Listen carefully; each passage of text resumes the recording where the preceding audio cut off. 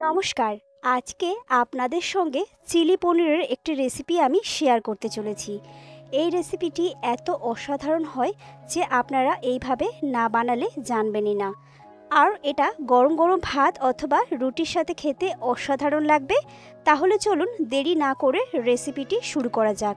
আর সম্পূর্ণ ভিডিওটি দেখার অনুরোধ রইল আপনাদের কাছে। তো আমি এখানে 200 গ্রাম মতো দেখুন পনির নিয়ে নিয়েছি। এরপর আমি পনিরটাকে কেটে নেব। যেহেতু পাশ থেকে অনেকটা চওড়া রয়েছে, তার জন্য প্রথমে আমি মাঝ বরাবর চাকু দিয়ে এটাকে কেটে নেব। তারপর চৌকো চৌকো শেপে আমি পনিরটাকে কেটে নেব। তো দেখুন কেটে নিয়েছি। তারপর একটা পার্ট নিয়ে পাশ থেকে এরকমভাবে 3 পার্টে কেটে নিয়ে তারপর আবার এটাকে আমি 3 টুকরো করে এখানে কেটে নিচ্ছি। এরকমভাবে পাশের টুকরোটাকেও আমি কেটে নেব ঠিক সেম পদ্ধতিতে। আর যদি একটু বেশি চওড়া থাকে সেক্ষেত্রে আপনারা আরও একটু ছোট করে এটাকে কেটে নিতে পারেন। তো পনিরটা কাটা আমার রেডি হয়ে গেছে। এরপর আমি পনিরের এই টুকরোগুলোর মধ্যে মাখিয়ে নেব স্বাদ মতো লবণ। তো আমি এখানে দিয়ে দিচ্ছি, দেখুন স্বাদ মতো লবণটা দিয়ে দিলাম। আপনারা যেরকম লবণ খেতে পছন্দ করেন সেরকম লবণটা ব্যবহার করবেন। তারপর দিয়ে দিচ্ছি এখানে হাফ চামচের একটু বেশি লাল লঙ্কার গুঁড়ো, দিয়ে দিচ্ছি এখানে হাফ চামচ হলুদ গুঁড়ো, আর এখানে দিয়ে দিচ্ছি ঠিক এইরকম চামচের 2 চামচ কর্নফ্লাওয়ার। এরপর হালকা হাতে খুব ভালোভাবে এটাকে মেখে নিতে হবে। যেহেতু পনির খুবই নরম, তাই জন্য বেশি প্রেসার দিলে পনিরের টুকরোগুলো কিন্তু ভেঙে যাবে। তো সব দিকে যাতে সমানভাবে মশলা মাখানো হয় সেটা খেয়াল রাখতে হবে। তো এরকমভাবে দেখুন আমার কিন্তু খুব সুন্দরভাবে এখানে মাখিয়ে নেওয়া হয়ে গেছে। এটা আমার পুরোপুরি রেডি হয়ে গেছে। এরপর পরের কাজটা আমি রেডি করে নেব। পনিরটা কিন্তু একদমই রেডি, দেখুন সব দিকে সমানভাবে মশলা মাখিয়ে নিয়েছি। এরপর আমি একটা ছোট বাটি নিয়েছি, তার মধ্যে দিয়ে দিচ্ছি 4 চামচ কর্নফ্লাওয়ার।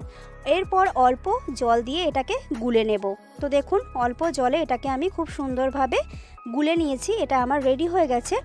এরপর এই জলের মধ্যে আমি পনিরের টুকরোগুলোকে দিয়ে এপিট ওপিট ভালো করে ভিজিয়ে নিয়ে তারপর কিন্তু পনিরের টুকরোগুলোকে ভেজে নেব।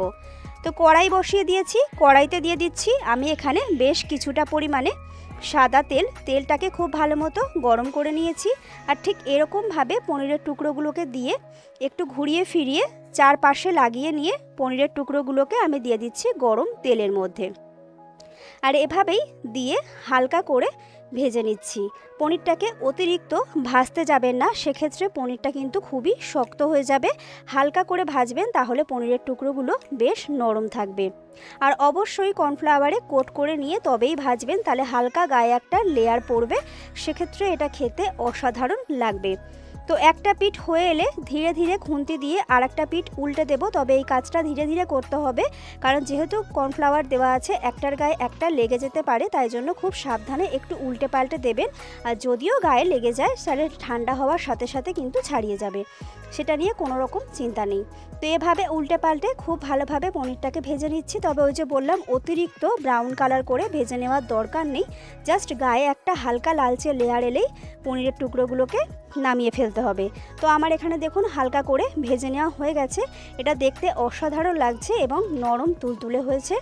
এরপর নামিয়ে নেব এবং একই পদ্ধতিতে বাকি পনিরের টুকরোগুলোকে ভেজে নেব। যতটা তেল ঠিক ততটুকুই পনিরের টুকরো দেবেন, অতিরিক্ত দিতে যাবেন না, তাহলে ভেঙে যাবে। তো আমি 2 বারে এখানে পনিরের টুকরোগুলোকে ভেজে নিয়েছি। এরপর নামিয়ে নেব। তো পনির ভাজার কাজ আমার কমপ্লিট হয়ে গেছে। এরপর ওই তেলের মধ্যেই আমি দিয়ে দিচ্ছি এখানে আদা বাটা। আমি অল্প একটু 2 চামচের মতো আদা বাটা নিয়েছি, সেটাকেই দিয়ে দিয়েছি।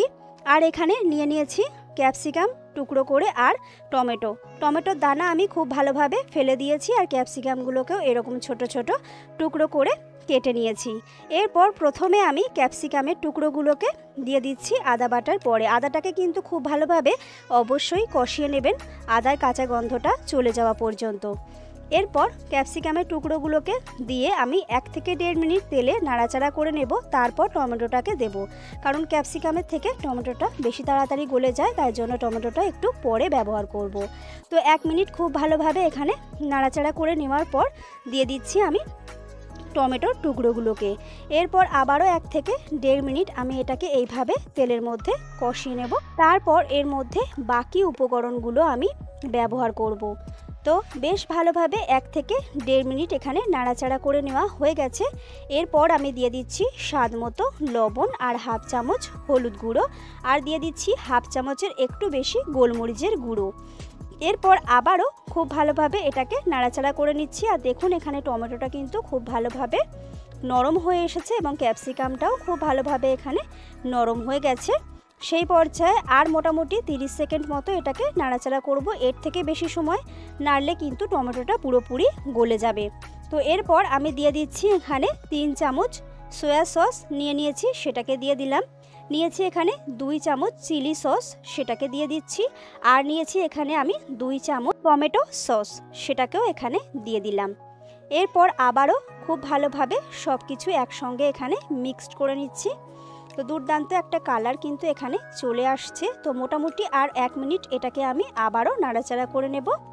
তারপর প্রথমে যে পাত্রে আমি কর্নফ্লাওয়ারটা গুলে নিয়েছিলাম যে বাটিটার মধ্যে, সেখানে কিন্তু এখনও কিছুটা কর্নফ্লাওয়ার বাটির তলায় মোটামুটি হাফ বাটির একটু কম রয়েছে, আমি আপনাদেরকে দেখাচ্ছি।